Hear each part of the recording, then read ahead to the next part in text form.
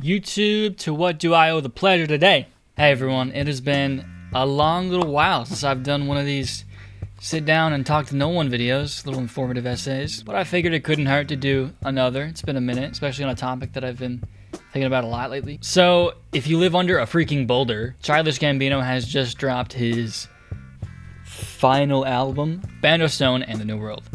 You should check out my reaction video from last week of that, because it's a good one. Long and short, the more I've listened to it, which has been like 5 times by now, it's a masterpiece. I really do think it's like the ultimate culmination of all his artistry into one project, and what's exciting is that like we still have no idea how it all connects, but it has a lot of people talking about the final part. Donald has gone on and on about the final album since like 2019, I want to say. So right before the pandemic, 3/15/20 released, and then just a few months ago, the finished version of that same album, At a Vista, dropped. But it was clear, something was still being brewed, cooked with, flipped and fried when the tour was announced to go with it, which I in fact do have tickets for. Right, so while he was getting everyone excited for the rollout of Bando, it felt pretty clear to me that this was probably the project he was talking about initially to be the final album, not At a Vista. And so here we are. And where does that leave us?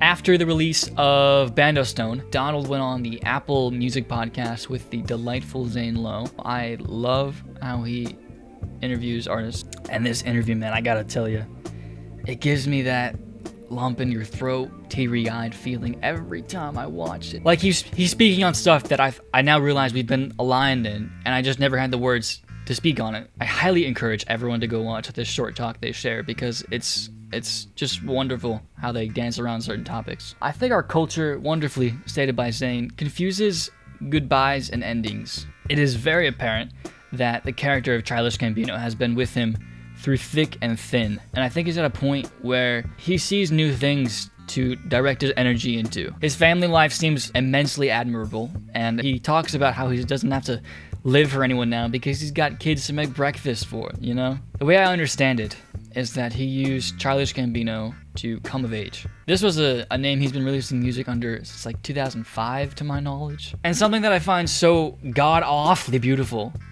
is that if you pay attention to his lyrics throughout his albums, his entire career has just been about getting over the hate for himself. And I feel like a lot of people miss that. His early music was filled with so much angst and like aggressive defense. I think that's why Awaken My Love was like the first huge departure. It's up to interpretation, of course, but I personally believe that that album was about his firstborn son. It was the first album where he looked externally for the music, and like you can totally hear it. Like the funk inspiration came from his dad, famously. At a Vista, I believe, has the most universal themes. It's about everything: violence, relationships, pain, and one of my favorite lines of all 11 tracks. Never said it, even though I probably should. I said I love me. I said I love me. This track, Final Church, continues to talk about how there's love under the sun, and god damn it, we are all under the sun. He reminds you that when you feel alone, you're never alone, That's such a special thing. And a hell of a way to close the album, too. The lesson clearly learned here about self-hatred is not an easy one to take on. It's something that we all deal with, and if that isn't like a universal lesson that people need, I don't know what it is. If he's come to the end of his arc, so to speak, with Childish Gambino, why not put it to bed? To paraphrase from that interview, right now, Childish Gambino is surrounded by loved ones on its deathbed, and not everyone gets that treatment. Some people just have to call it quits without that luxury of having a send-off. Bando Stone released at the perfect time for me. I'm unfortunately in a spot where I'm dealing with a lot of forthcoming loss. The music he makes reaches that part of me that's hurting, and teaching me that there are no endings. It's just goodbye. And I think ultimately his music has always been about love. In an age of such fast-moving content, it has become apparent that we are the ones that dictate value. Donald makes it clear in this interview that the moment was always the most valuable thing to him. When asked what he takes away from his experience with film as a child, and now being a part of that legacy of filmmaking, I gotta say his answer nearly brought me to tears. This is something that I've felt so strongly about since before I could ever remember. I remember going to the movie theater when I was a kid and I went to see Beauty and the Beast, and they showed the Lion King trailer beforehand. Yeah. But that feeling of seeing the Lion King, I remember when I saw it, I was like struck. And I remember it's like, oh, I just have to make people feel like that. Yeah. And how do you make people feel like that? And that's all I think about now. It's like, really, this album and every song on it are moments. And it's just like, how do you give people the moment?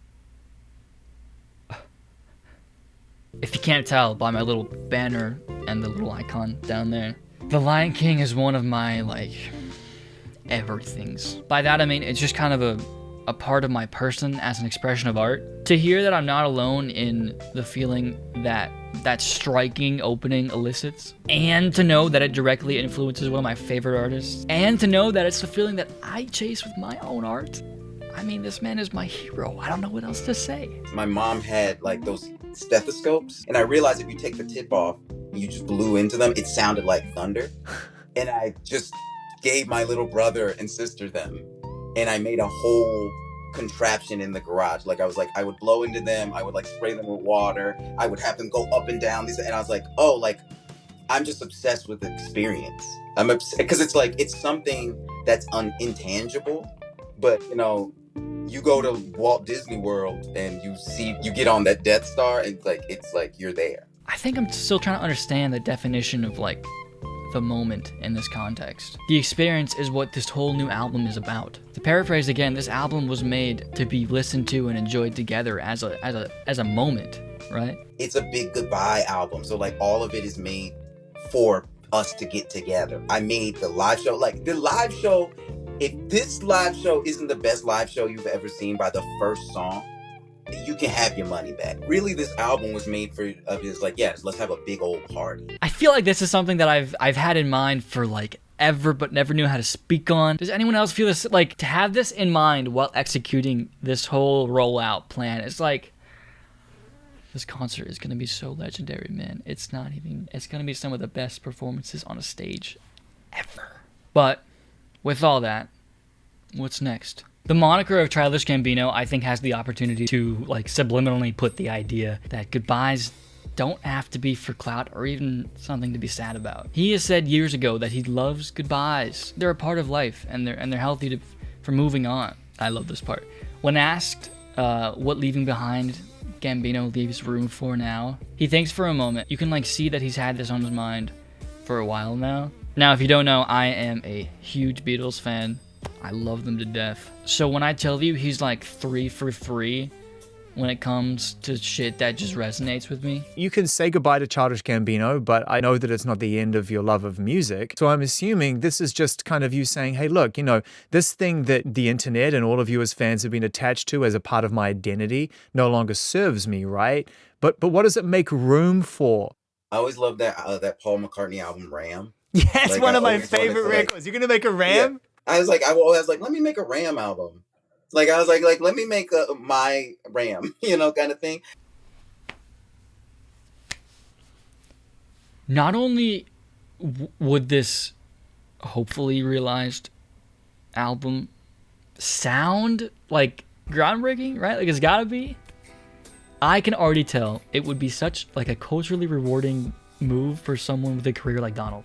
Like just think about what Ram was to Paul McCartney. The Beatles had only officially broken up prior to this album's release like a year ago, right? So that wound is still very fresh. It's clear that all 4 of them were going into their own people and needed that space away from that group. And it let them blossom way more than if they were to stick together, I feel like. Not to discredit what the other 3 did after the Beatles, but McCartney came out of that struggle with what is now known as like the first indie pop album, long before that name was ever given to anything actually in that genre. It's about a man taking care of and with his family, living the farm life, and just loving the art. Does that sound familiar? Does that sound a little bit? Childish Gambino's time, it may be past us, and all the fantastic songs left behind, I believe, will become as culturally significant as the Beatles, if you ask me. But Donald Glover, I think he's got a few more tricks up his sleeve. He's getting back into film again. The God tier Atlanta just wrapped up not too long ago, which made an opportunity for Bando Stone and the New World to pop up as a film, not just an album, which he apparently has had in his head since like the Community days, which is crazy to me. Don't think I forgot Bando's gonna be a trilogy, Donald. You may have fooled everyone else, but I remember this little live thing you deleted. I remember it. Saint-Laurent asks about movies. I wrote and am writing 3 movies, a trilogy. Everything this man puts out as an expression of himself just seems to resonate with me. And probably my biggest goal in life is to have projects on a scale like his that I can be proud of. I'm absolutely ecstatic for where he's headed, and I know that with age and time, it's only up from here.